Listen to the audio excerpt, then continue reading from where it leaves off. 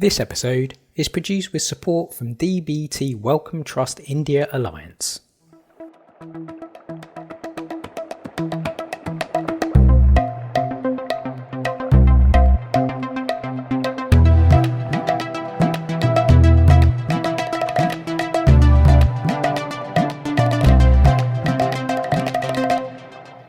Welcome to the Nature India podcast. I'm your host, Subhra Priyadarshini. You've probably heard it said that you're either right brain dominant or left brained. You're either visual, intuitive, and creative, or led by math and logic. Now, any neuroscientist will tell you that that's a myth.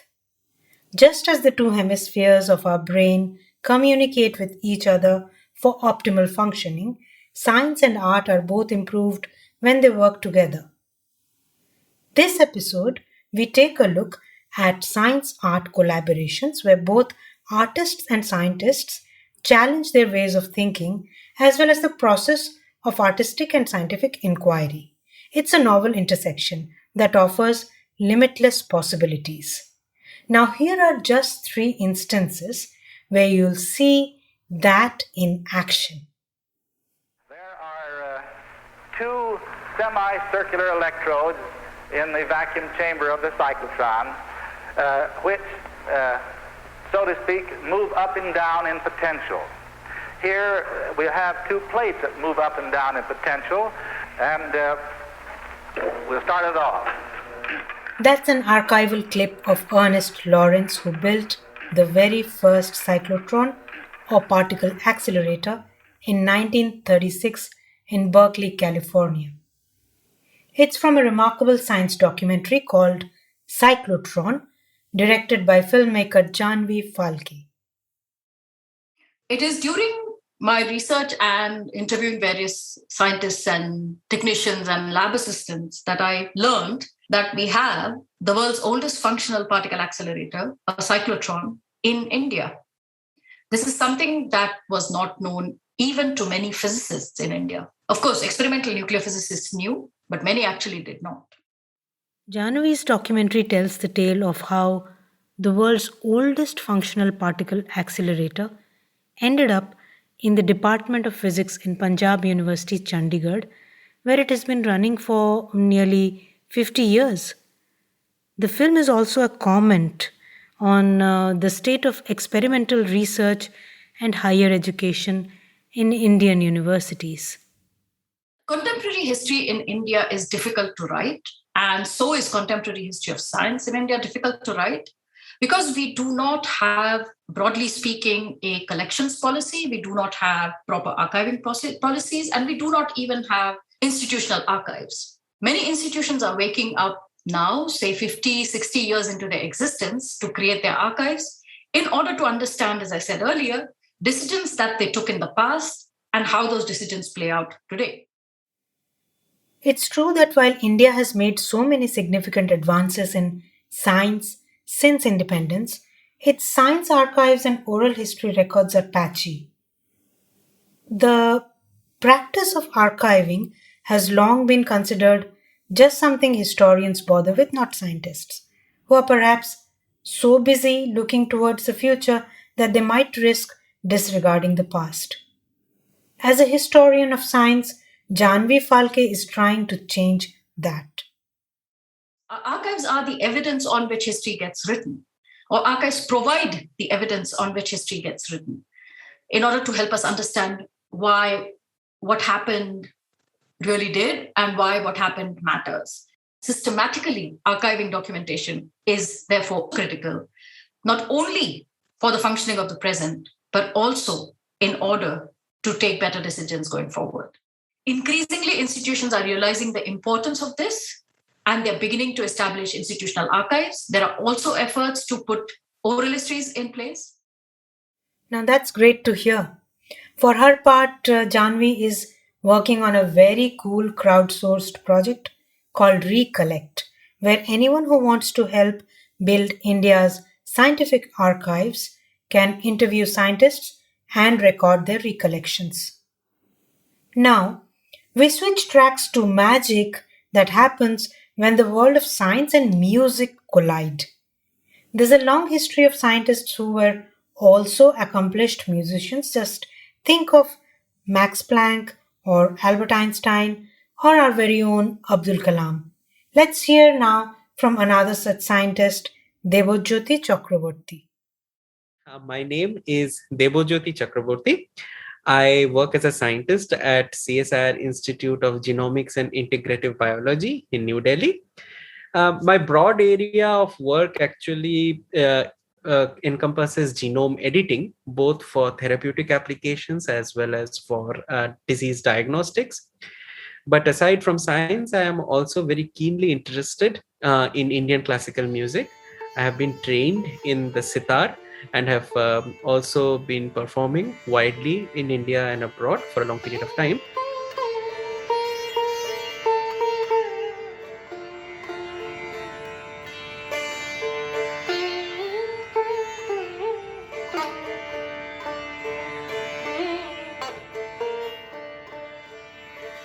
There he's performing Rag Bhairavi, known as the king of morning ragas. As a performing sitarist, Devojyoti has found throughout his career that while music and science are different, they're also very similar on some level, and spending time on one skill can actually enhance the other.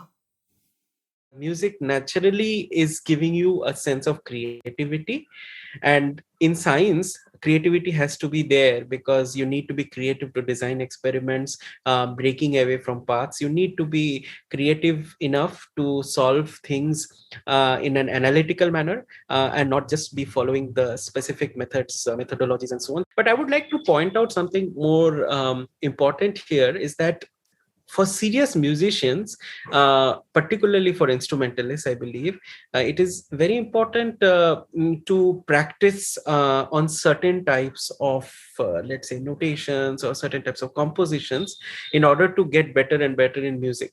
And research has shown that if you keep on in a loop, practice the same thing over and over again, then it actually helps your mental faculties to really have a better grip on our ability to remember, our ability to analytically solve problems and so on. And these are essentially the forte that scientists rely upon in their day-to-day work. Interestingly, Devojyoti has found that this science art collaboration has also lent itself to international collaborations with his peers between East and West.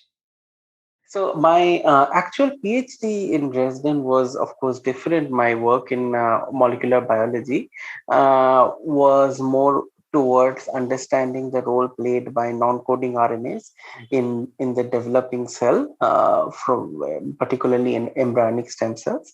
Of course, at the same time, because of the proximity to the other scientists whom I mentioned at the mathematics faculty at the TU Dresden, who were also interested in music and North Indian music per se, we got a chance to do this in parallel. And I was actually a guest scientist or a guest researcher who was working on the mathematical modeling of Indian music at TUD. Of course, there are some very big differences between the interpretation of Eastern and Western classical music. Not just the system of notation, but the way that the patterns of ragas actually convey different moods is something very unique about the Indian format of music. The mathematical modeling of ragas is not something very novel in the context of Indian classical music. There has been previous attempts trying to find a reason why different ragas are grouped together under certain types of headings, which are mostly what we call as thought in North Indian classical music, or scales. So when I was back in Dresden, the Mathematical Institute there, or basically the Department of Mathematics from Technical University of Dresden, they decided to pursue this by finding out models, or basically trying to develop models by which we could explain why certain types of ragas are grouped together together, why they happen to be in the scale in which they are chosen. Can there be any mathematical model to predict that? A priori was what they wanted to do. And in such a case, we would have sessions where I would be playing these individual ragas to mathematicians, to modelers, and they would try to be fitting this into specific patterns or specific types of equations to find out if there is a possibility of connecting with. Fascinating, isn't it? From the world of science and music, we now travel to Montpellier in France to learn more from another Indian scientist about the interconnection between science and theatre. My name is Prabodhan Chakraborty. I am presently in Montpellier, France, where I'm currently pursuing postdoctoral research in understanding social behaviors in certain neuropsychiatric conditions in animal models. Another side of my identity, as I think of it, is my training in theater. So I have been trained in theater for about 10 years. Prabodhan shared with us that theatre has taught him the importance of storytelling, even in science, and vice versa, of course. Theatre can be a tool to help communicate complex scientific ideas to a lay audience. He shared an example from a few years ago when he produced a short musical about an unfortunate encounter between a tiger and a child. When the show was over, members of the audience came to discuss nuanced ecological terms such as habitat loss and human accountability for these ecosystem crises that they had never stated even once in the play. Somebody else told me, there's something called man-animal conflict, human-animal conflict, right? Where, these, you would see these reports of, elephants coming into farmers' lands. And we hear these things like, these rhinos in Guwahati walking through streets because we are sort of encroaching on forest land and we are sort of eating up their spaces. And that kind of a space, what they do is they sort of, beat the elephants. Sometimes they kill. There are these, in Bangalore, there are news of leopards coming into schools. And this person she found an immediate similarity to that situation. And she's like, oh my God, I never thought about it. It's interesting how, in situations where we least expect it, whether at a sitar performance or at a play, people can learn more about the connections that scientists are making in a lab or out in the field. And scientists themselves become more aware of how the two fields are inextricably linked. For instance, when a neuroscientist experiences stage fright. Okay, so imagine this. I am waiting in the wings. The introduction, sort of the music is sort of fading in. There are lights on the stage. The curtains are slowly going up. And then it's at this point where I kind of take my first step onto the stage. Now, while I'm in the wings, or rather in the safety of the wings, I'm still myself. But as soon as I step into that space with these blaring lights and 500 pairs of eyes looking at me, I'm someone else. I'm not that same person. What we know now is that the glucocorticoids kind of go and shut down the responses of the hypothalamus, which then shut down the pituitary and so on and so forth. And then the homeostatic equilibrium, kind of the balance of the body is kind of reestablished. Prabodhan, with his experience in theatre, knows well how to overcome that fight, flight, or freeze response we all have felt. Listen to how one time when he had to present his science at a conference and speak about the impact of stress on the hippocampus and amygdala, he found a way to share it with his peers in a very memorable way. The hippocampus is the place where you store your memories and keep them safe.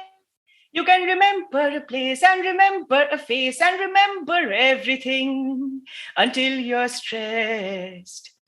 Then you forget things that you knew, like what to say in an interview. Names, numbers, and things, people, and address. The hippocampus shrinks. It functions less due to stress. So this is one. I think they loved it. I mean, this part, because because I was giving a presentation, I sort of said it, yeah, you forget things, useful information. And then I paused and then I say, like the lyrics in a presentation, and they started laughing. So, so yeah. So, yeah. Now that's definitely a memorable way to convey the science. Maybe I should try something like that the next time I present to my peers.